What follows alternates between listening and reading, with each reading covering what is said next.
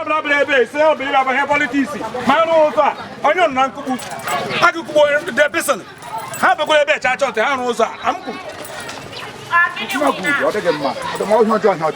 not among the Navy. Government is not helping. Like a buffet. Oh, to I don't want to nowhere to go. I have like a stretch. I'm going to let the heck out.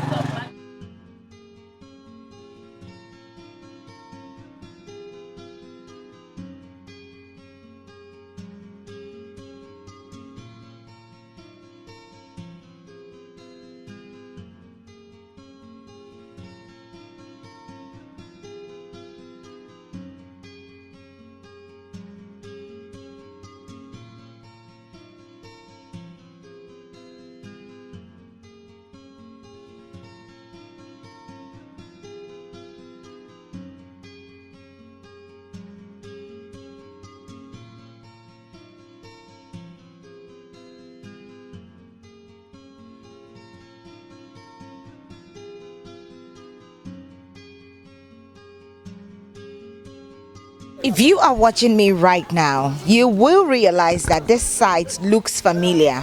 Yes, we were here exactly 1 year ago on the 20th of August in 2020 to cover the erosion that is eating deep into this community, Umunwanwa community.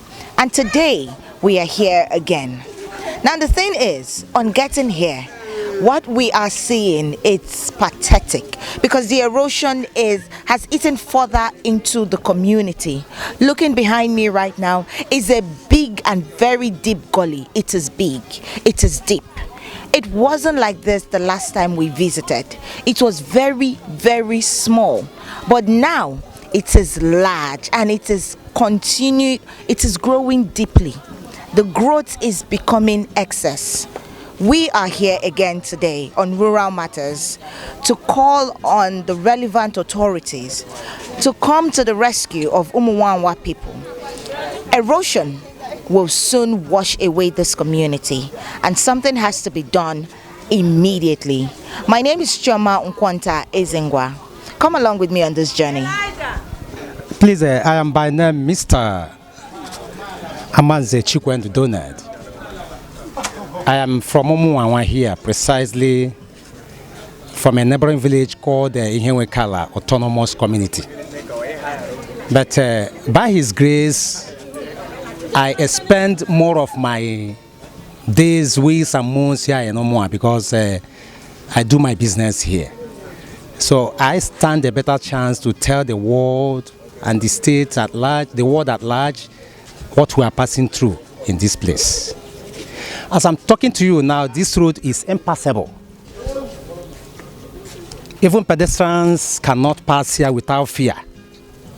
Those of them from Flow FM, people like Choma, she rightly introduced herself, Pro, and some others, who are even afraid they cannot pass here. Somebody has to lead them before they were able to, before they garner the brevity to pass, because of the deepness of the place. And the place is becoming narrow by the day. You cannot pass. As I'm talking to you now, if I want to move from Umunwanwa here to my own village called Umunwanwa or Obodinibe, which is one of the 7 villages that make up Umuopara Ahasa, as it is rightly called, I will now have to run through. I will get to Obakala first. From Obakala, I get to Ohinya village. From Ohinya to Umuihi before I can now get to my village. You see how painful that could be. You see, so in a situation like this, we begin to doubt. We begin to, to doubt if we even have an authority that can take care of us. Even though people here voted for some persons who are today ruling the state and the federal, we begin to wonder if these people actually after our cause to see how they can put things right for us. People like some dignitaries like Jerry Ososike, a house member, honorable house member, is from here. You talk of Chief Emenike Ono, he's equally from here in Nebron village. You talk of Emeke Nyama, he's also from here. So at times we begin to wonder if they actually feel our plight. We suffer a hell here. You see, as we are coming, those of them from Flair FM, you can see what you actually pass through entering this place. How do you feel? So we feel bad. And we pray that at a time not too long, the government will come to our rescue to do something for us, to show that actually we are a part of this country, part of this state, so that give us sense of belonging, so that people who have vehicles, we know of one white, who has over fleets of 5, 6, 7 cars in his compound, but you cannot ride them now, any of the vehicles. You see, my own company use about 3, 4, 5 cars here, but we cannot use these vehicles because of bad nature of the place we are operating. So we pray that the government should, in no distant time, come to our rescue. Over a year ago that Flo FM visited this community, has anything been done so far? Let us be sincere to ourselves. Nothing significant has actually been done. Nothing significant, nothing at all has been done to ameliorate the problems of the people of this place. I am Michael Onyemachi. I'm no Umunwanwa community. So Umunwanwa South. So I'm no a transporter. I'm a abanozo. I'm a bike. So from Obakala to Umunwanwa to Obodinibe, so that the road or is so bad. The price I had before and the price I had now are not this. I will go ufu here. So I had a price because of the bad road. Also, and the most important thing not here. Ndike na anebu. Udro na de ha. Because on happen na ebe ahụ bad ha another. Anya bia were kpọrọ ha kpọfee ha so that ka ha nwee ike gafee ebe ahụ. So the road all the too bad. Government unu nyere anyị aka ka anyị nwee ike mekwe n'aka things ka ọ dịrị anyị na mma. When the biko ana marry the government ka ha nyere anyị aka so that ka ihe niile na-agakwa n'aka. The price are not costly for ha na-agba. For both ndị na-ejikwa moto ọ dịghị ụzọ ha na-esi agafe na that place. Ebe niile dị too bad. So biko ana marry government ka ha nyere anyị aka. Biko ana marry. Well, when okay mmiri na-ezo eduru nnukwu mmiri na-ezo ọ na-efu machine ya buo machine lock in I put the machine sometimes you buru ya ga mgbada to the nearest village aga put the machine apopta so you put the machine the machine are useless so biko ni unu nyere anya aka ndị mmadụ na-adapụ ya so Chineke na-emekwa ebere ha recover so ana m asị biko ni ka government gbatara anyị ọsọ enyemaka we are the among of government I will Umuahia South I don't know amaghị m biko unu nyere anya aka government gbatara na anyị ọsọ enyemaka ụmụnwa na-arị unu arịrịọ biko na ọ ihe m sị ka m ntọgbọ. I'm Christopher Kowa. Ya kwa na onye Umuahia South from Ngodomeji. Anyị atala ahụ ndị mmadụ to amiri lezo na ọ lebu ụmụ nwaanyị lebu bachelor gọta le egbuchi ha.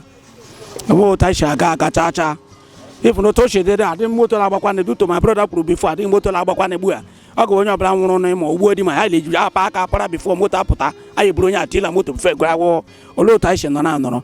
Ihe mkpele ekwu ihe ndị awụ ọ nwere ike chila nwanne chigbo ma ha rụọ ụzọ ha bịa vute ihe politiks ha bịa ya trọbụlụ ga-edekwa ọ gaghị dị mma ọ dị sị ha mechiri emecha abịa nwa mma ka ha mekwara ihe a lisi ha nkwụrụ ụzọ aga iche gafete ọ ha bịa oge ime ihe politiks anya kwụrụ ha n'azụ kwọfee ha ka ụzọ ga-edekwa mma mmadụ si agbafe moto ha nkwado ndị bịara ebe inye anyị ihe so ndị gọọmenti amarị unu arịrịọ unu deta anyị Umuahia South ka anyị ọ dị nche ihe m na-ekwuru Chineke mere unu bie ka rụrụ anyị ụzọ a unu adịghị vidio unu ngala nweta ochede arụ ndị ka ịga ndị ebe ọzọ ka anyị dị worst anyị lapụ ozu n'aka ndị mmadụ mmiri ile efuru machi lakpụchila gọta so unu bịa gbata ọzọ enyemaka ka anyị rụọ ụzọ a ka mgbe ọbụla gị bịakwana gị bịa ihe politiks anyị nụ na-anụkọkwa na mana sị nụ enye n'anya enyemaka obi ji anyị ụtọ okọ ha m n'ọnụ aha m wee Ijeọma Eguzoro awụ m onye Ụmụọbịa ọwa anyị nwee gburugburu ahịa ụzọ emechiela anyị ka ọbụba evurula anyị lee chọọchị nọ nga ọ gawụla fens ka akụkụ na anyị na-echi agafe ụmụ nwaanyị dị ime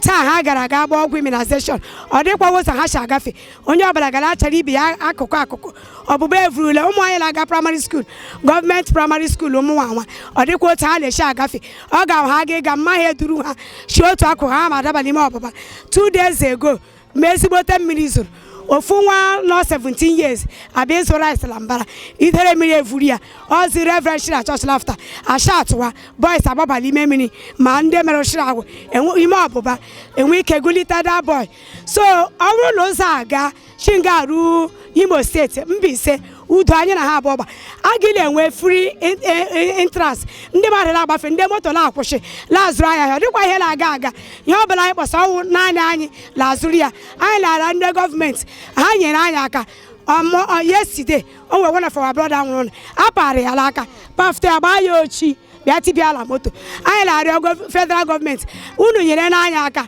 adịghị ma anyị bịara ka anyị iche so that atụwakwanụ votu anyị atụ iri unu votu anyị na-atụkwa votu dịka ndị ọzọ na-atụ ọ dịghị ụzọ anyị si aga ama mma ka anya furu iche biko unu nyere anyị aka unu mere anyị ya Chineke gị gọziri n'aha Jizọs nke m Kalụ ọhịa ọcha ward woman leader under PDP kemgbe aha bịara mee anyị interview onweghị ihe dị iche emeba ọ ka dịkwa otu ahụ unless ma ọwa ụmụ anyị na-emetụ little amendment ije chọwa ịdị otu ọha eme amendment instead ihe ga-ede mma ya na-adịkwa one star ọbụba galeti ivuru anyị na-arịọ ndị gọọmenti ha biko ni ọwa arịrịọ ka anyị na-arịọ ha gbatara anyị ọsọ enyemaka anyị ga n'ibega akwa ruo ole mgbe anyị ebegala akwa anyị gara afụ anyị ụfụ anyị ga na-ekpọkọta Chineke bịa kpọwa ekwensu ka o metụkwa na anyị n'ihu ụmụ anyị atala ahụhụ ihe my sister kwuru ugbu a yesterday anya mmiri gbara m lala lee vuru okorobịa a ga-eji ambụlansị gaa ụlọ ya okorobịa mụrụ nwoke mụọ nwaanyị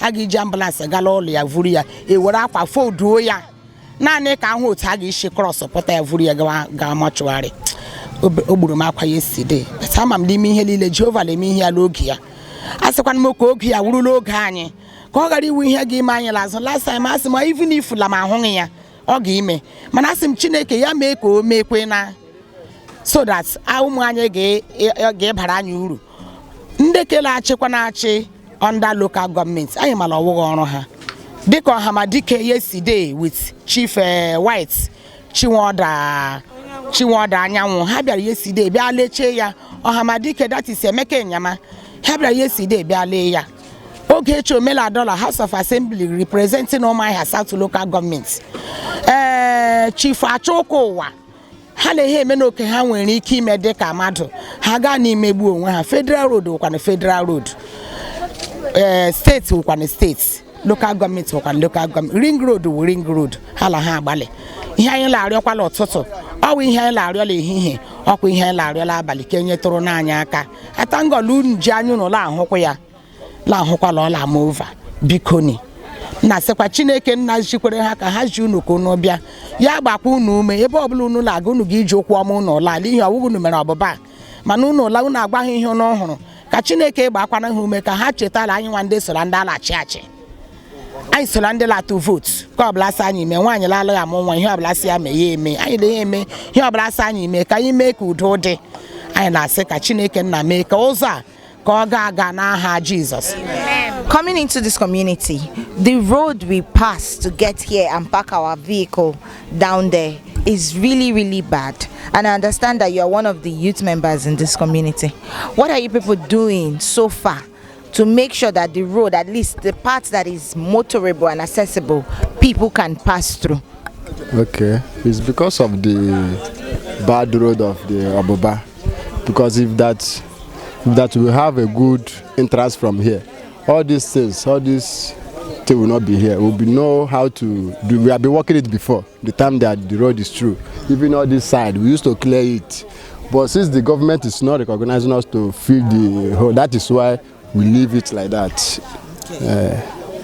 So far so good. Have you people made any attempt to actually walk the road so that at least for the time being you can be managing it? Yes, our people used to help to see even all this wood that you are seeing.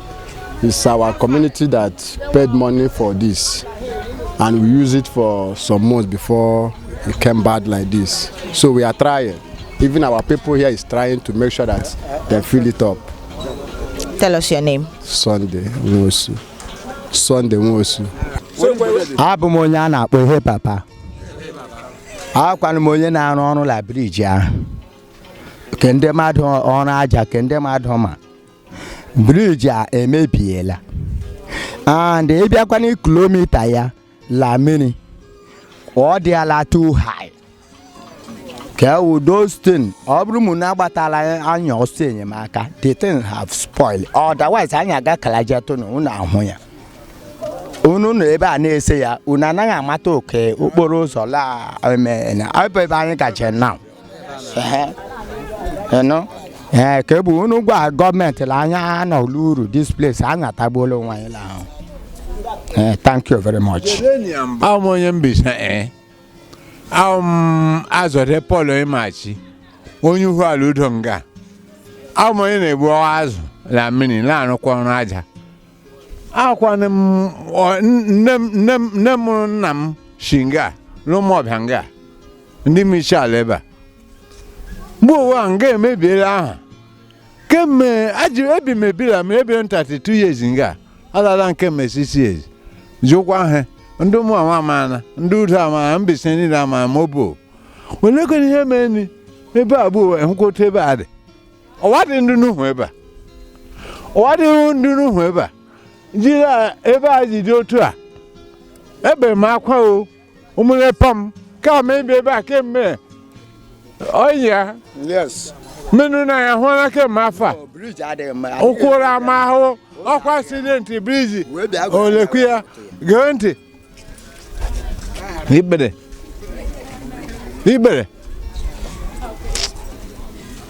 kedu ihe unu chọkwara n'ime nne ahụ ọ bụrụ seta m foto unu eme gịnị achọ m this type of thing ekwute ebe a dị na primary school anọ nga ebe amaka ihe ọzọ m na-aga nne ahụ ngwa bịa n'ebe mmiri ebe a adịghịkwa azụ mgbue adịghị azụ mgbue kwe na eji m echi ebe aga na-echi ebe aga ụmụaka m ndị ndufu aga bụ agbara ha mashin efo elekwe ihe ji unu ji hafụ ebe otu a ọwa dị ndị fọlụ mụ ama ama onye mbise lekwa uhu ala udo nga ọwa dị ndị fọlụ nne m shi nga bịa lụọ di nne m shi nga bịa lụọ di ọwa dị ndị fọlụ ebe a Osidila aka gọọmenti. O nwere ihe unu chọrọ ime unu eme achọ m ịbịa sewe foto. Thank you. Okay, I'm also the Nakachobio. Umunwanwa, precisely Longmalambuda Autonomous Community. So, Hebasara this Obuba man, all the community Sobu, because the thing keep on every day. Merizo, and not here, Merizo, they got the fed up, you know. Last time, the very person, Hachifachoko, were burial here. I know what a man suffered. Can we kiss to here, Gato? You know. So the thing, order to disaster, to my own understanding, because Otaka no matter that he has stayed in Dokada. You know. So this thing, la dio to alaga, man. Look at our culture. Ebala na ba alema our culture. We don't longer do it because of the urban, you know. So somebody got to maybe at the end of the day, alema culture you die oboba. So all the two this thing. Then look at the road. The road they many abandoned for so long now, you know. So what they ma, all the government say biko. La how say maka people are dying here. People are dying every day because of road from here to Bakala. Kwashila will let me say 100 naira. But today if you go Bakala nega about like 300 to Bakala because of the road. Because the road is too bad. You know, so all the government say bikoni.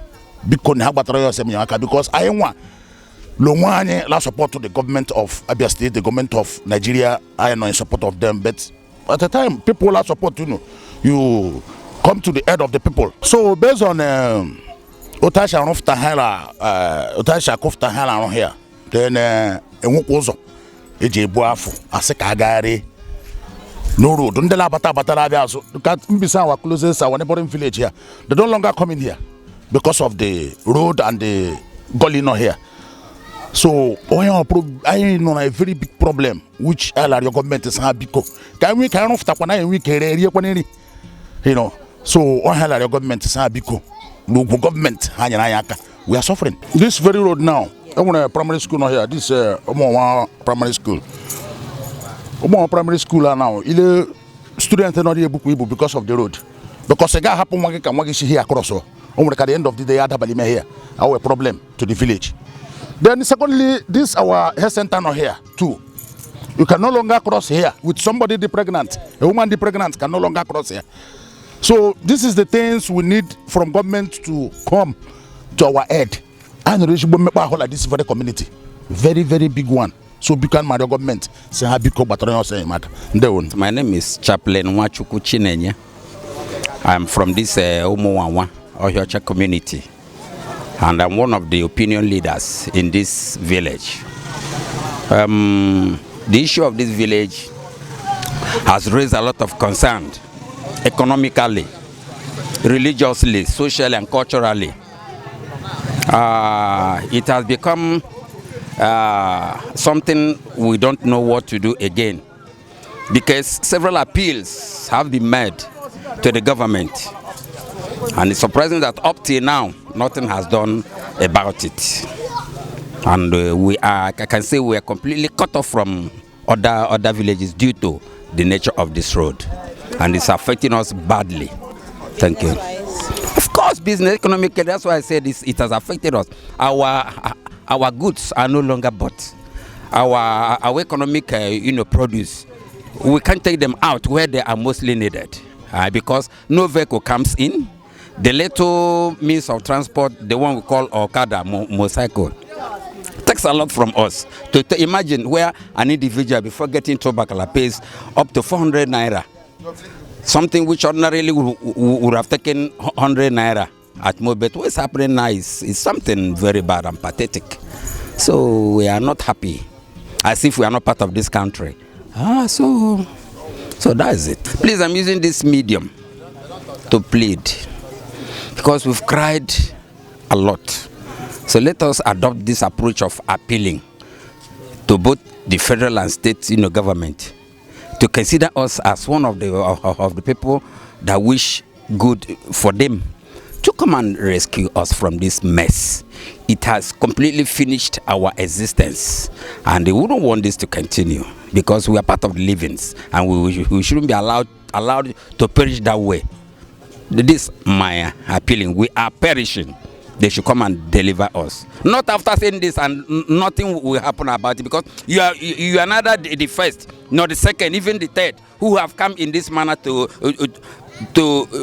picture us, and after all, nothing will happen. I suppose this should be the last, where you people come here and ask us after saying a lot of things. It will enter into West basket. That is why we're even here. We thought it had been fixed. We came to check what we saw 1 year ago. Nothing Practically has happened. As you can see yourself, imagine the gully.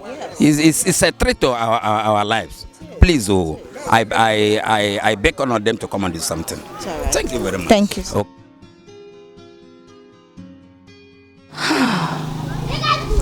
If I should borrow a leaf from Chaplain Nwachuku, the people of Umunwanwa are in a mess, very deep mess. They are perishing. Erosion has eaten this community to the core, and something has to be done. The last time I was here, it wasn't as bad as it looks now. But looking at this, I feel so bad for the community. We actually came here to check if everything has been done and the erosion something has been done. But no, it still remains the same. In fact, not just looking like it's the same, it's worse than it was before. It has gone from bad to worse. And before you know it, it will be from worse to, I don't know, look for the adjective. This is a natural occurrence. The people of Umunwanwa did not bring erosion on themselves. It happened naturally.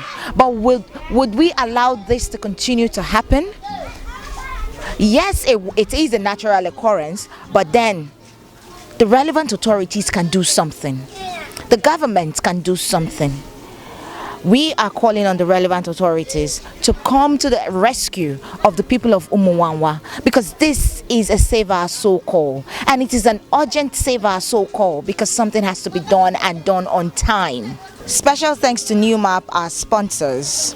My name is Chioma Nkwanta Ezengwa, signing out on a very sad note.